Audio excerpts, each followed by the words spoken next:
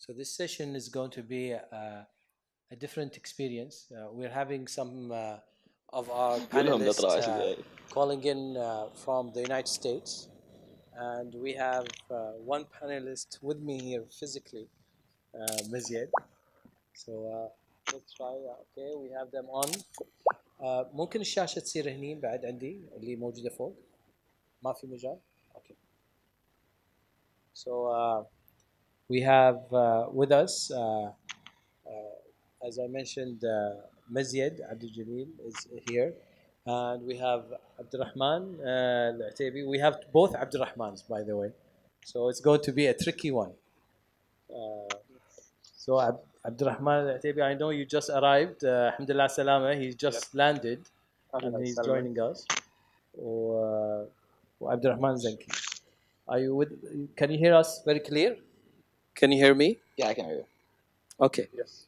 So what we're trying to do today is you three are actually amazing people. I've known you in different times and different experiences I had with knowing you. I wanted you to share with the audience.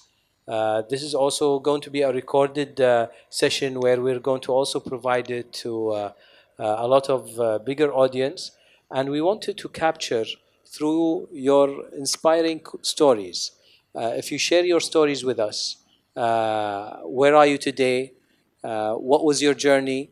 And give us a little bit of something that you would urge people who would like to have this ambitious direction to achieve, and what they can do in their targets and in their lives, and what are the most important things to pay attention and learn from. So we'll start with Mizyed. Okay, thank you so much for the opportunity, for having me today. Also with the other, I would say, overqualified in terms of like comparatively to me. Mizyed is very humble, by the way. Because, like, honestly, to answer the question is, right now I work in Dubai, part of the iOS team in Kareem, the Dubai office, and even though like Kareem is the competitor to Uber. Yeah, and it's, as they say, in the region, from the region, and their target is local. And yeah, alhamdulillah, I think it's a good step for the current being. And the journey is, honestly, it's not as smooth as, okay, from college it's going to be just a immediate approval from a big company. Like, no matter how much you might value yourself, it's what matters to other people is like you have to build the portfolio step by step. So I guess, just also not to take too much time with this on this question, is basically just think about where you want to be and what you want to achieve in the long run, and with whatever resources you have, or whatever applications or let's say positions that are immediately available, you can sort of make do and work your way towards it. So Abdurrahman Al-Ataibi, can you take that one? Who? Yeah, we can hear you. We can hear you. Thank you. Just increase your. Yeah. I'll leave this to Zenki because I'm in a tunnel, so I think it's much better for Zenki to take this one. Go ahead. Yeah. So I'm currently working at Khan Academy as a mobile developer, and in my case, I got very lucky because I already went to school in the US and I studied computer science, so it was a bit of a more direct route. But I would say, in terms of advice, the biggest thing that would matter is just build things. I think one of the biggest things that really helped me get my job is showing them actual apps on the App Store and having them actually be able to download it And yeah, it's one thing to say I made a project, and it's another thing to actually have them use it and decide that your skills are valuable at that job or not. Zenki, I have experienced you in the early time when you started with your ambitious journey. You started a game, and there's some commonality because Mazid also enjoys developing games, and maybe there's something in gaming that develops a person. And we were talking about this earlier and having that type of notion. Does it really play a role in your character, in your direction, in thinking, or doing something that would really be important to think about? I'm not sure about if a game itself made the change. I think the biggest difference between my route and other people who just started in college and studied computer science is if you started while you're younger and tried to make games or apps, chances are you're trying to figure out things that are much harder than what you know. And because you're doing that, you start getting skills of debugging that you normally wouldn't get. So currently I'm able to look at something that I don't understand and kind of walk my way through it somewhat instead of just being completely lost. And I think that didn't come from college. That came from me building those apps in the beginning and figuring out things from scratch when I didn't know anything. By the way, we featured your game with the game of Mazyed in the Hall of Fame wall that we distributed in the universities here in Kuwait.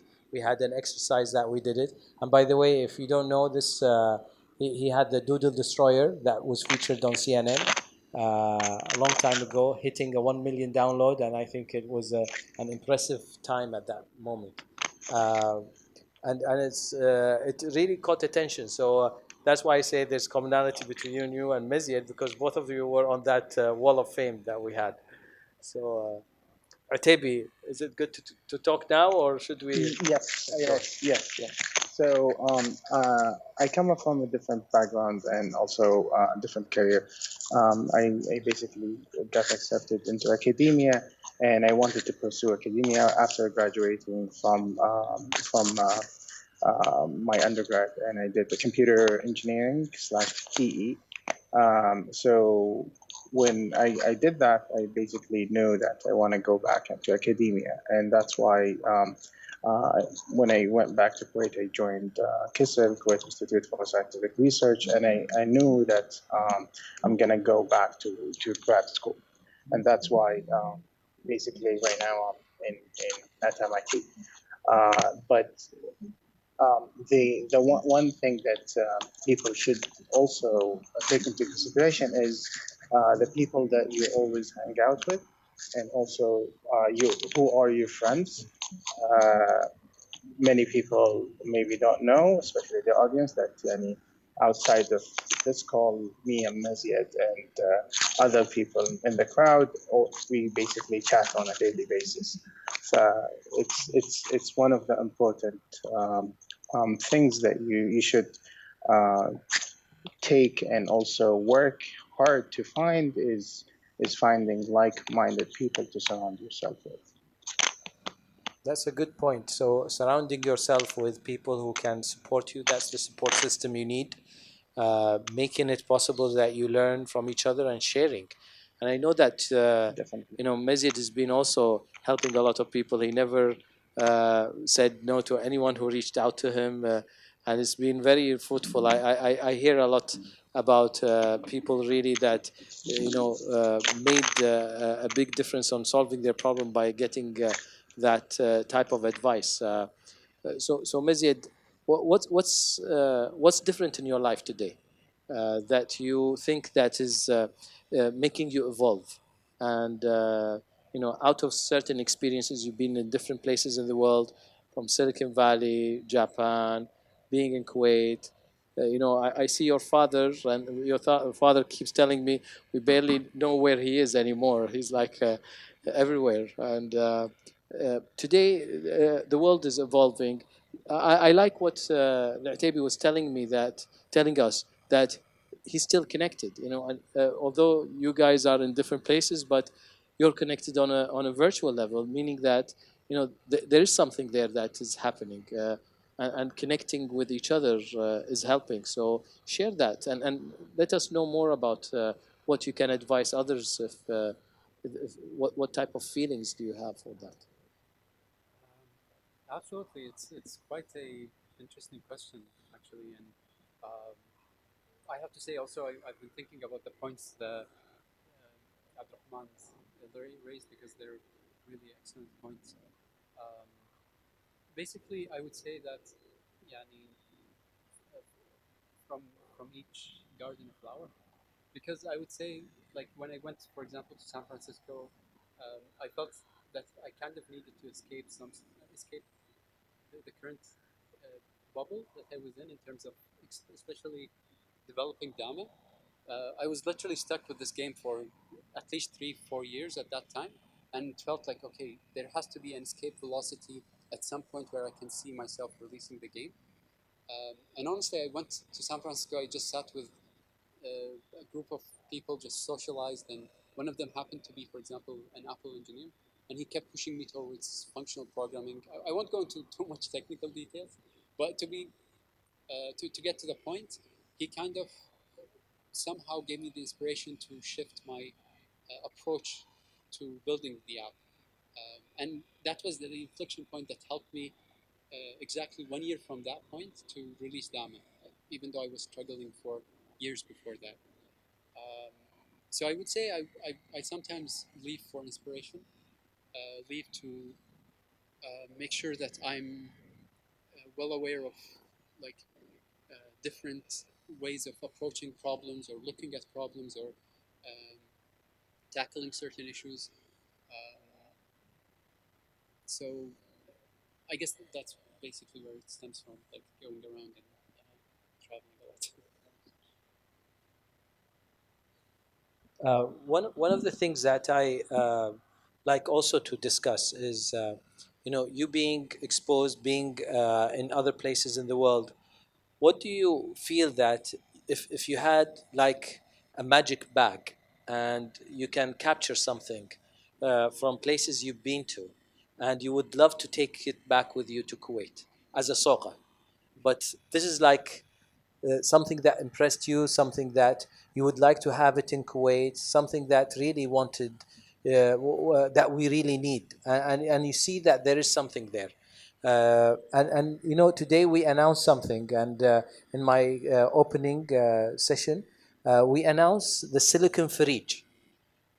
So we don't have a valley, we don't have an oasis, but we have people, and we have values that are so beautiful in our culture, and I can see it today. Today, this is a Farij which is virtual. Mazyed, wherever he is, he's connected with his friends. Al-Ataibi mentioned that, and he's also connected because that's something in us, and we really enjoy it. So what we really are really benefiting is this connections, this social connection that we have in Kuwait. And that's why I chose the word Farij, because we're actually عيال فريج واحد. يعني we're in a neighborhood, living the moment, building up our dreams and changing what is possible to make it possible. So if we want to add to our Farij, something that we would love to see out of what you've been experiencing and looking. This is an open question to three of you. Anyone can take it up. So who wants to take it? Tebi, I think you're frozen. So we'll Zenki, do you want to talk about something on that? Yeah, go ahead.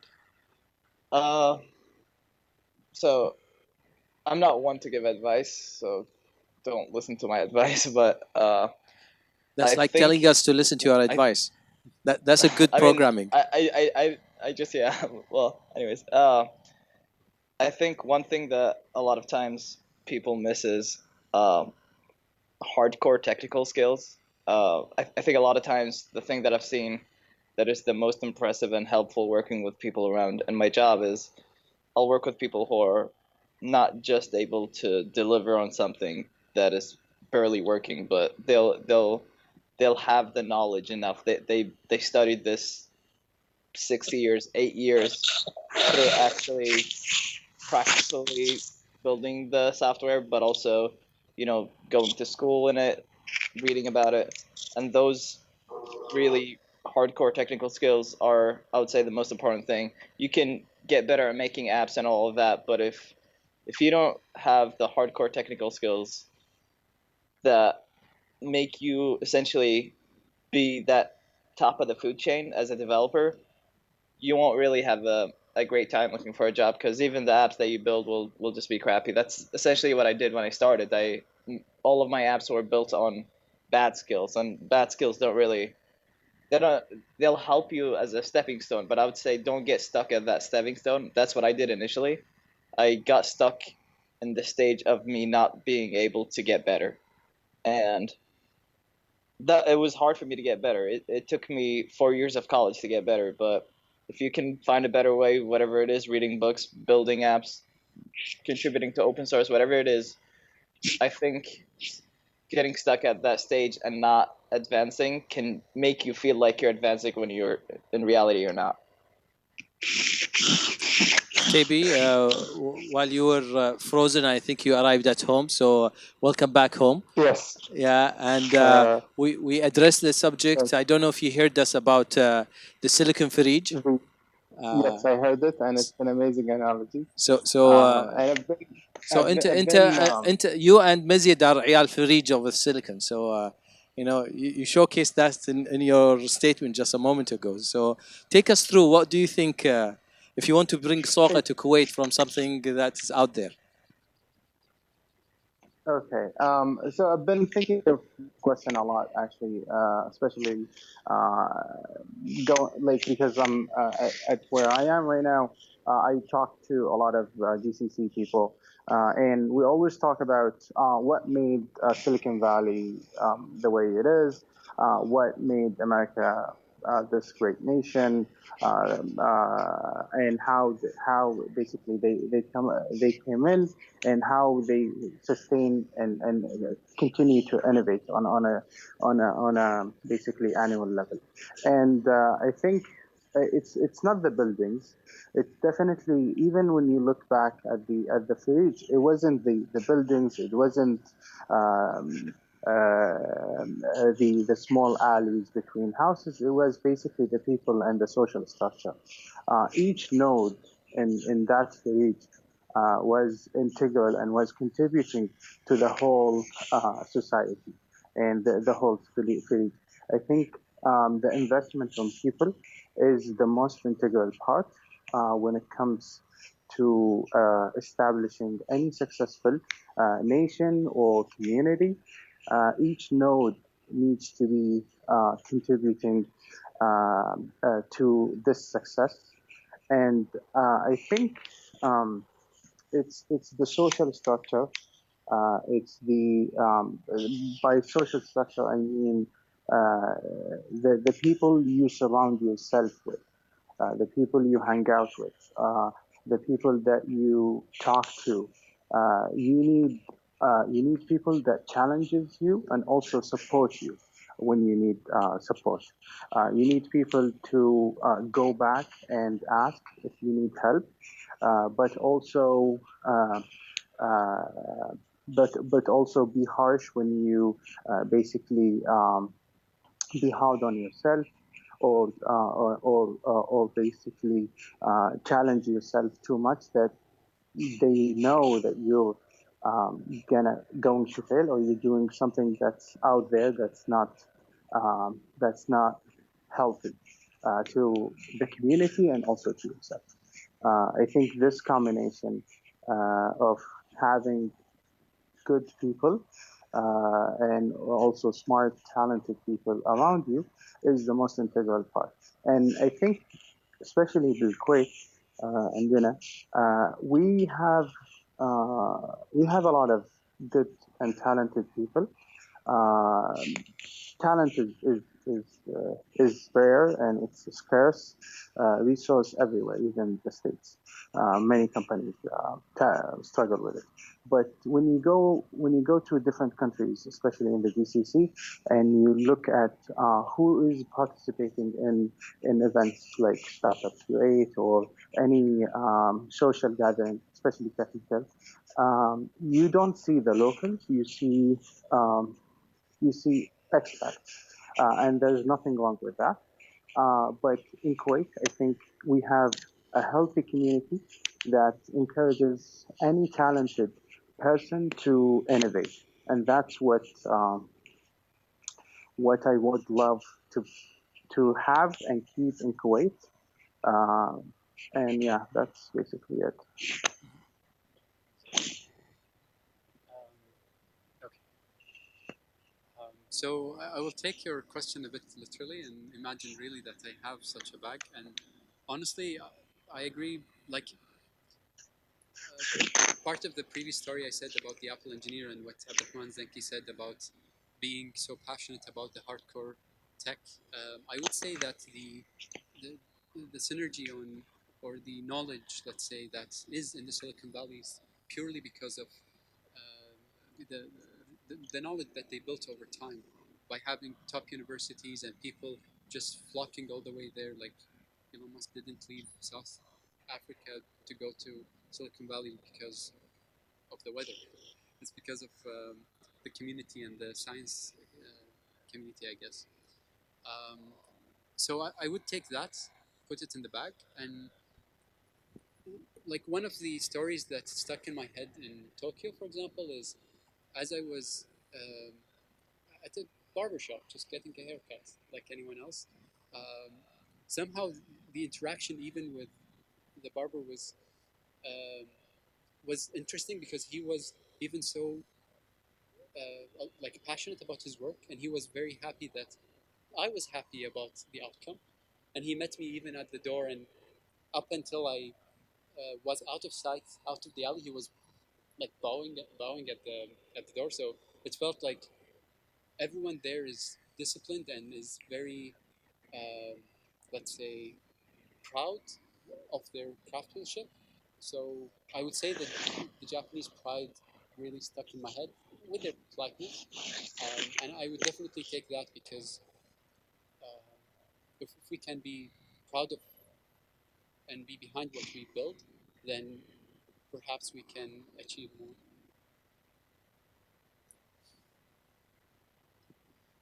So, guys, I have a game for you guys. It's not only me asking questions. I need you to ask each other questions. So, what would you ask each other? L'Ataibi, I'll start with you. Um,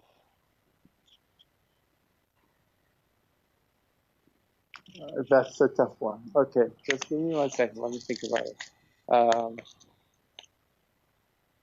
Um, I'll ask Mazid. When will you release the new application for Quick Players Time? That's the only thing that came up to my mind. Sure, fair enough. Unfortunately, it's because it's become a side project since I have a full time uh, job taking most of my time. So I'm working on the Mac application now, and hopefully, I'm looking to hopefully make a release in 2 weeks in the Mac App Store. You can do that back to him. So, Ask him about it. Yeah.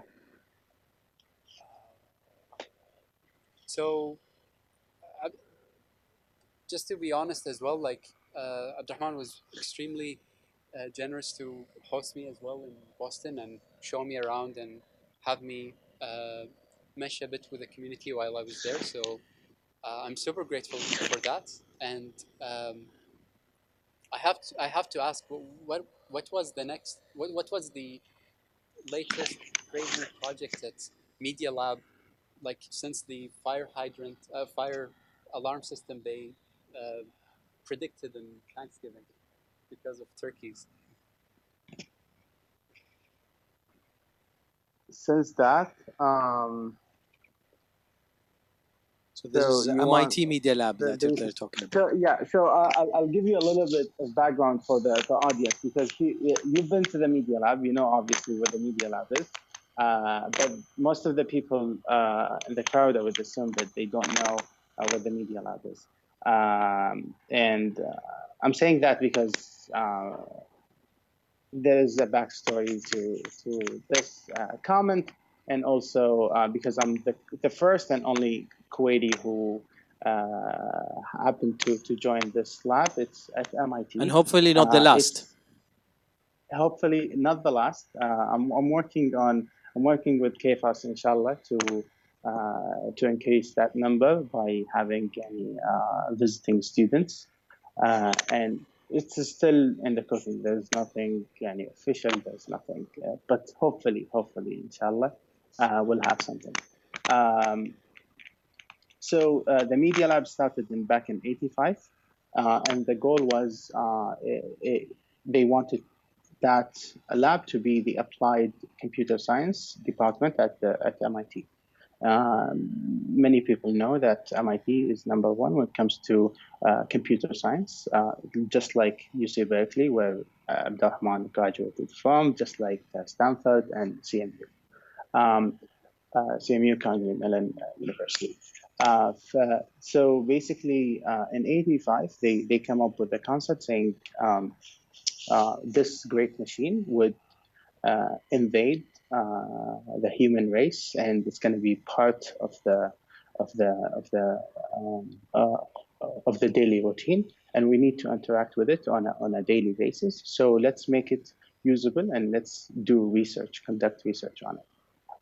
So the idea was to use this machine to advance other fields, and I work mainly on using this machine to predict human behavior.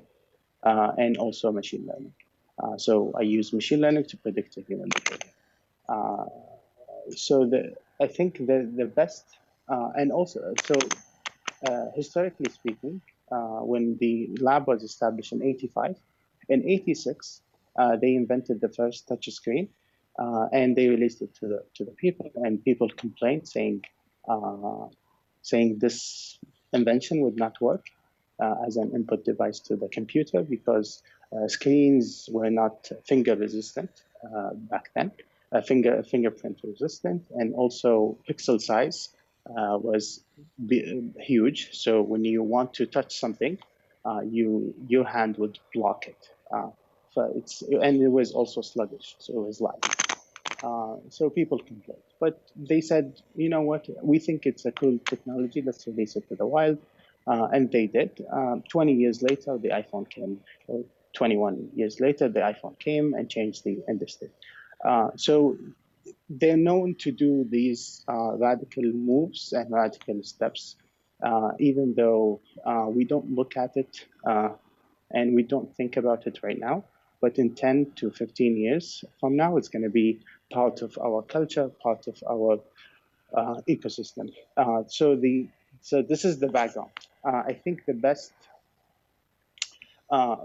project that came out from the Media Lab right now is, I think, moral machines, and what moral machines allowed people to think about and talk about publicly, which is basically the limitation of AI and the ethics of AI.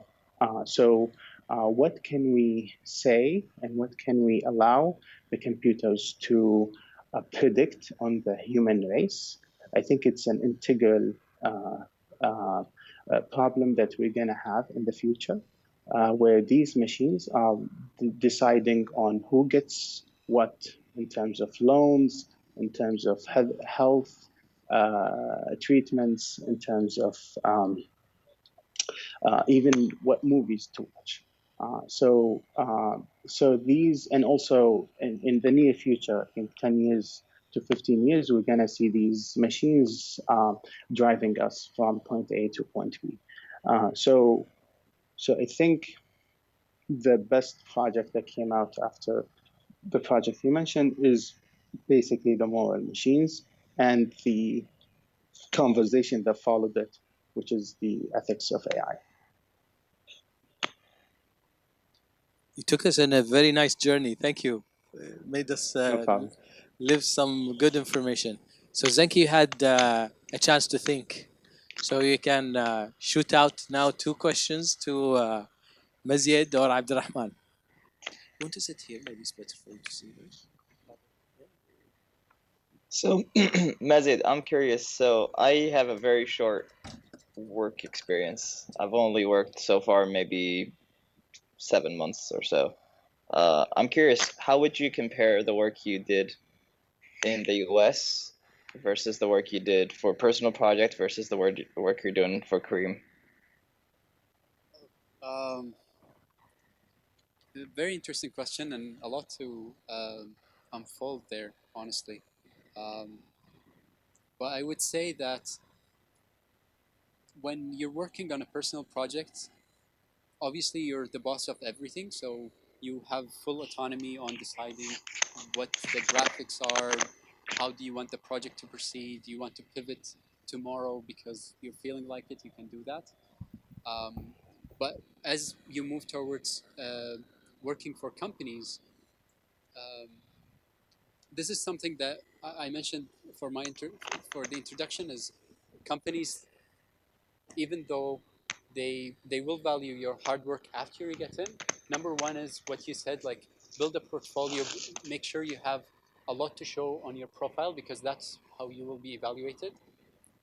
And once you're in, I would say that a lot of companies actually are looking for like proactive people. So if you're proactive enough to say to join, for the sake of argument, company X, and say, I want to like start a division of autonomous driving, you can do that. If you're passionate enough and if you're dedicated enough, you can like join a big company and speak up and push for it.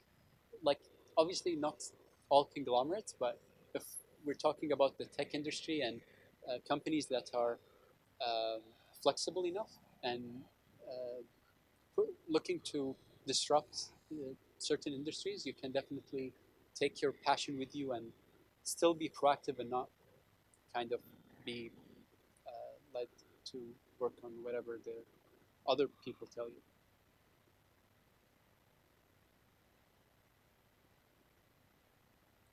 Good insight. So Zenki, give Al-Ataibi a question. David, what's been your favorite project that you worked on in the lab? Your mic. We can't hear you. Your Ataibi, I think your headset is not with you. I mute myself just to decrease the background noise. So definitely my favorite project is my master's thesis, which I finished over the summer, which was basically distributed or federated learning. So it's a bit technical, where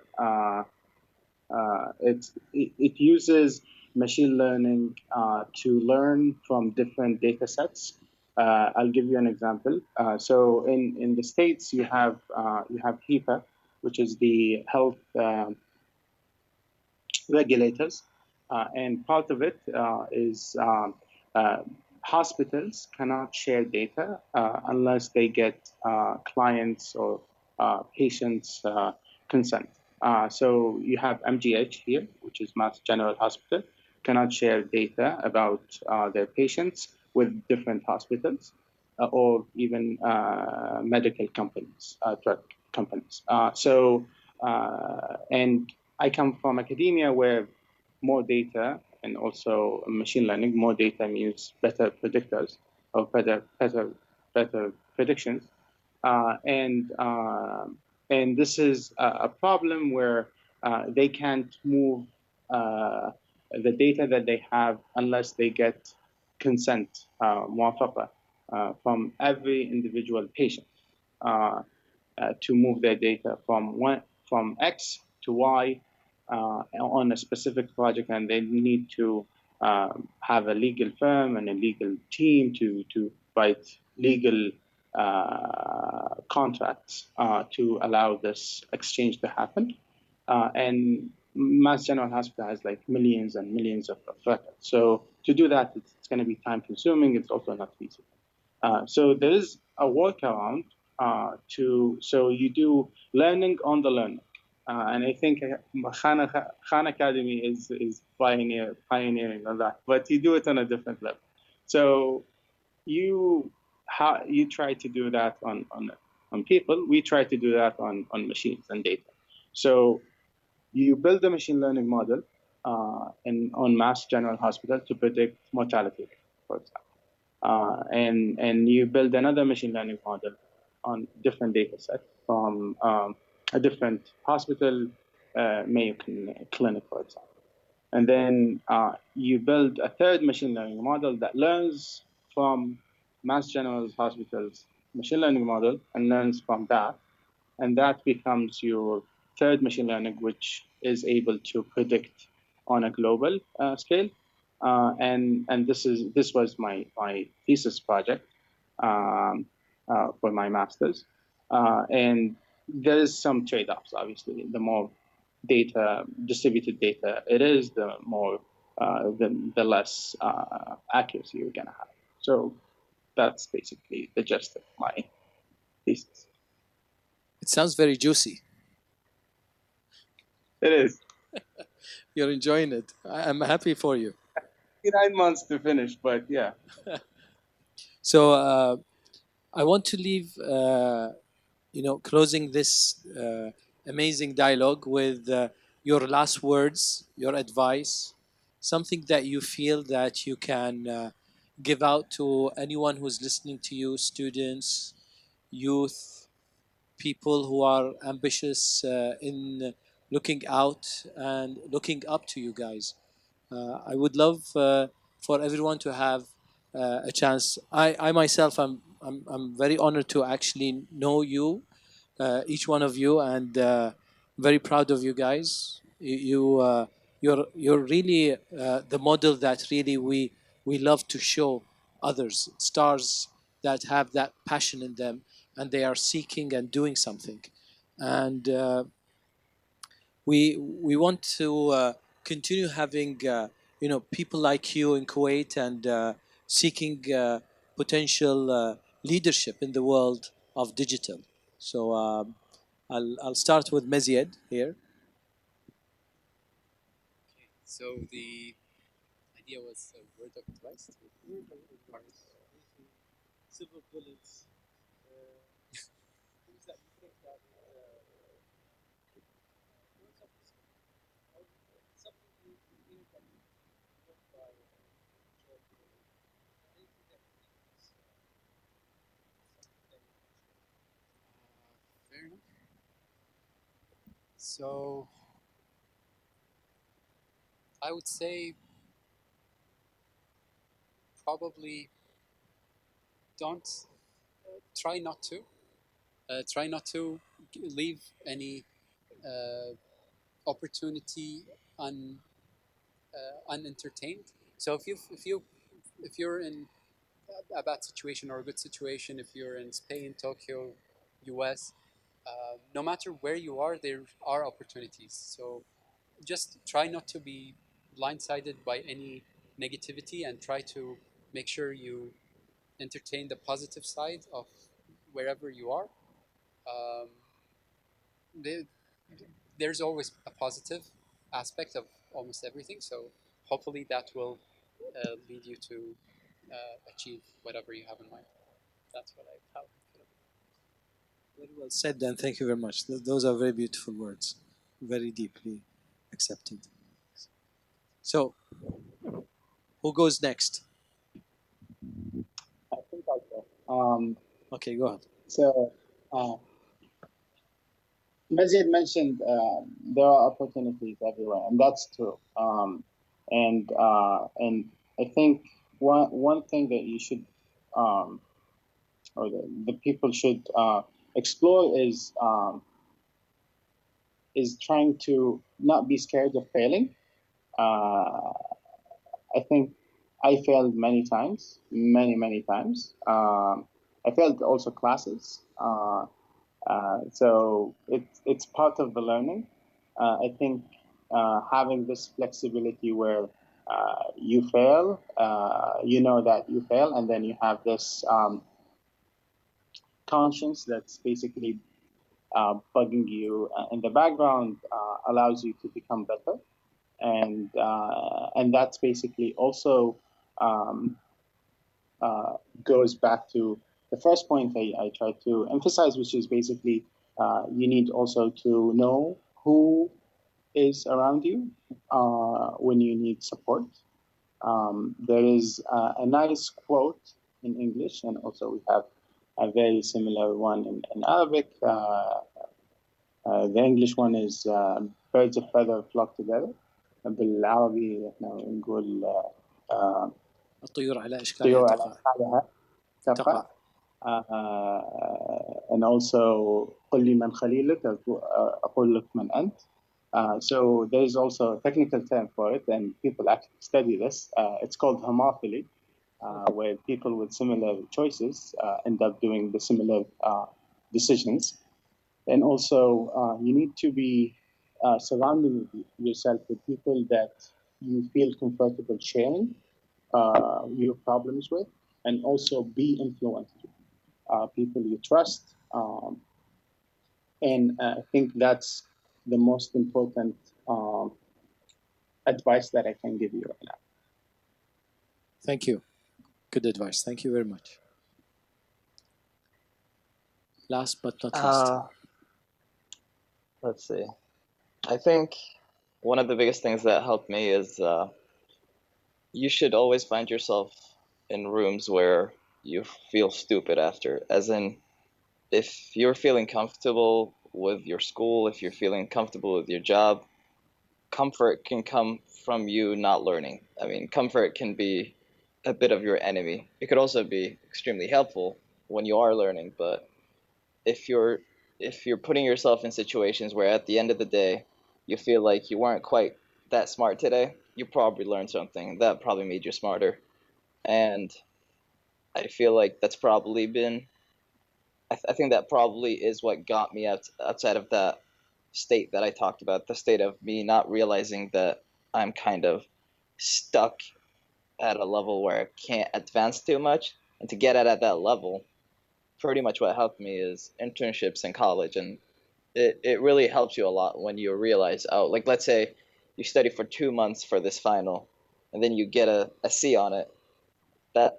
That's a stamp that you need to work harder, and that helps you. If you get an A, that means you're probably not going to try harder.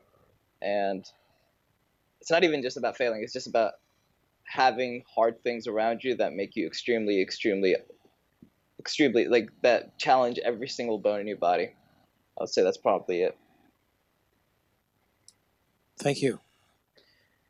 Does the audience have any questions?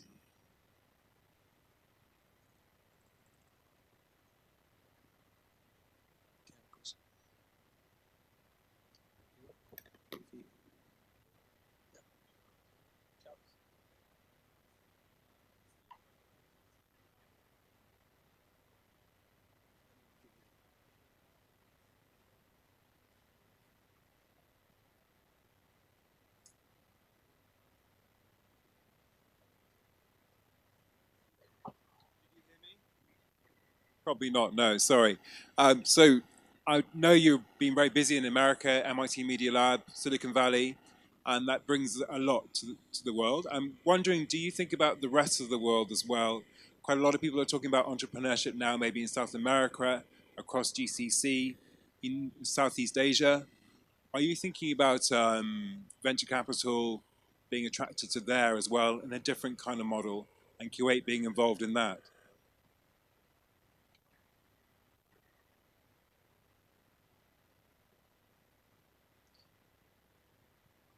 Did you get the question?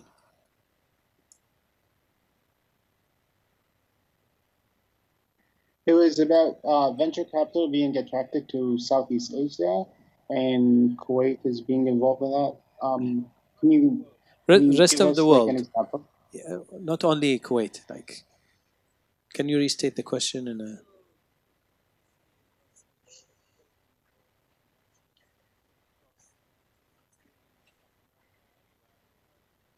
Have you heard or went out and saw any attention around the world, or coming out to Kuwait as part of the venture capital engagement, or being part of certain networks that you see things coming to this part of the world?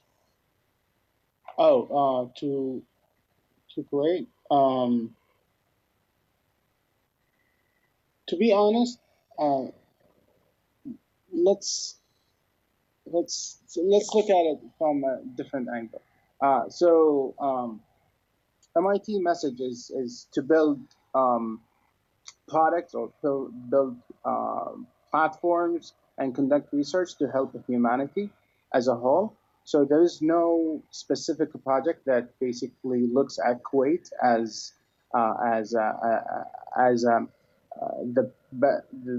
the primary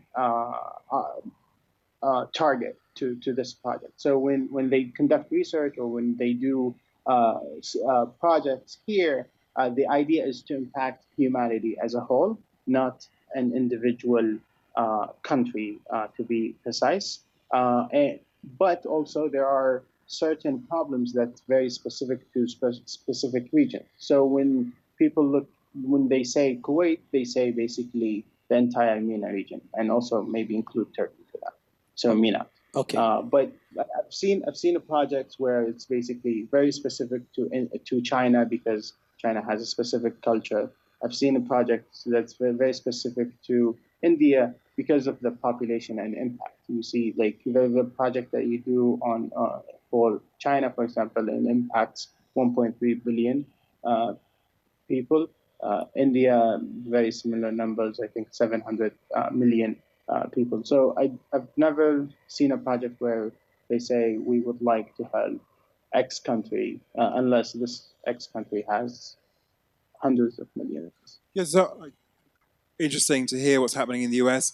And just looking at some stats I got, so 85% of future GDP growth could be outside of the US. So interesting to see what will happen in the future as the American model changes. Yeah. Yes, true. So for the past 15 to 20 years, China, I think 10x their GDP. The average income of household income of the Chinese back in the 90s was less than 1,000. Right now it's more than tens of thousands. So they were able to flip that. When you read about the economy and also econs, we have here down Asmalago. Like China was the black swan when it comes to jumping from 10xing their GDP. I don't know of any nation that's gonna 10x their GDP, but there are some countries that are working to double their GDP or quadruple. Thank you, Abdurrahman. Thank you very much. Does that answer it? There's another question we have here. Thank you very much. First of all, I'm extremely happy to learn about Kuwaiti students in MIT lab and from Berkeley, and working globally in Karim and other global areas, which is great. I would like to see more of that. My question to Abdurrahman Lataibi, since you are in Media Lab and in MIT and in AI, I'm in the AI area. Have you heard of Julia programming language? It's getting really boost there from MIT, and it's marketed toward machine learning and AI and scientific computing in general. And it's very interesting, and I just want to hear your thoughts about that. Yeah. So Julia was invented here at MIT. It was invented by a lab called CSAL, Computer Science and Artificial Intelligence Lab, which is the theoretical lab that was established back in the 50s or I think 40s. So Julia was invented here, and also you have a lot of co-developers, and also the professor who's leading a project is also hired here at MIT. So Julia, Python are just tools. You need them. we're basically just like any other profession where you need to have certain tools, you need to learn certain tools in order for you to conduct research or do or build a product. To be honest, I've never used Julia. I'm a Python guy. I've been developing or working on with Python or on Python for the past 10 years now. I learned Python back in 2009, I believe, or 2010. And I think, and this is just my opinion, take it with a grain of salt. I think Python is the best language when it comes to AI because of Google and also Facebook investing heavily on Python. Google released TensorFlow, which is the standard when it comes to building machine learning models. Facebook released Torch, and Torch is also a competing product to Google's product. And you have PyTorch, which is think of it as a layer where you write your code in Python, and then it gets translated to Torch's code, and then gets executed on that, and then you build a machine learning model.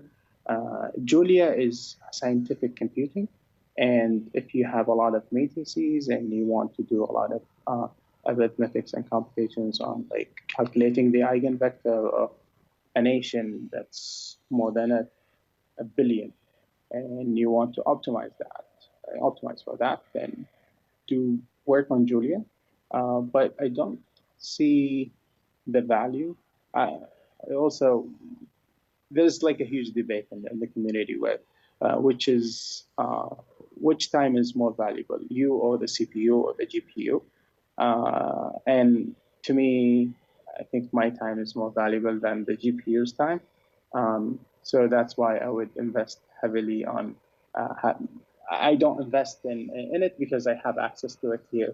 Being that's the luxury of being at the MIT, where we have access to a lot of farms of like GPUs where unfortunately we can't do Bitcoin mining on them, but we can basically use them to train our machine learning models. And the stuff that takes a normal laptop a month to do, we're able to do it in like 10 minutes or an hour.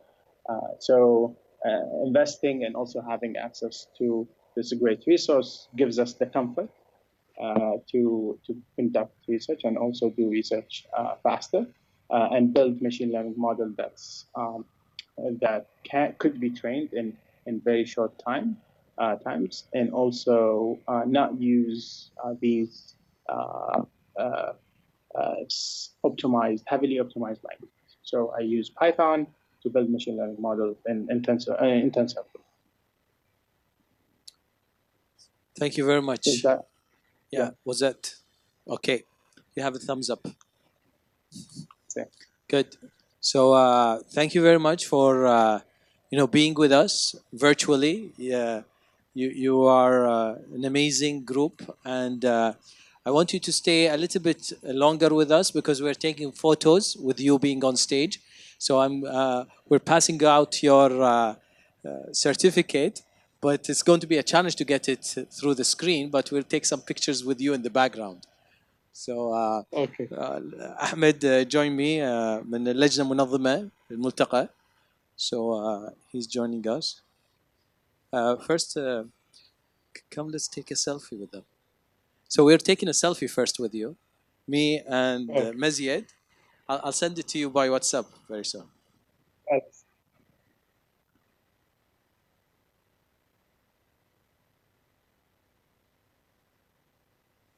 What a beautiful selfie. All of us are smiling. Good. So first we'll give the certificate to the physical colleague of yours. So it's Mazied.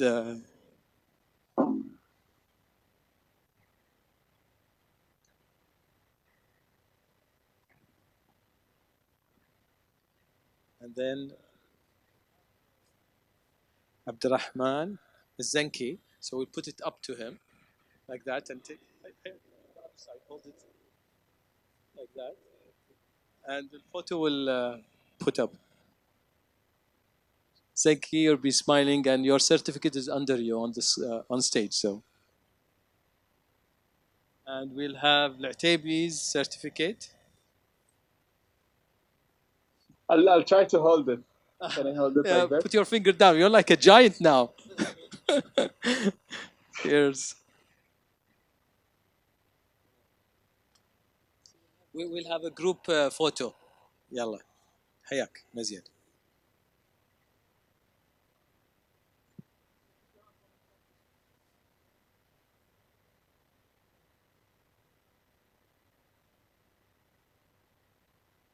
Guys, this was fun. Thank you very much. Yani this uppers the standard. We're having our young, successful people virtually living the moment of Kuwait with us. So thank you for making this moment happen. And all the best in your journey and your careers. Thank you for having us.